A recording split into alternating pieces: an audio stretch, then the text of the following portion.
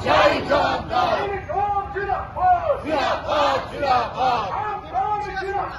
জিন্দাবাদ জিন্দাবাদ সোনাবাজির বিরুদ্ধে লড়তে হবে একসাথে এই দুষ্কৃতি মুক্ত রাজ্য করতে সমস্ত মানুষ এখন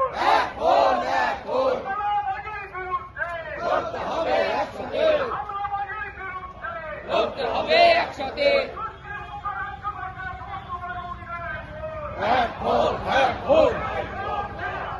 জিন্দাবাদ জিন্দাবাদ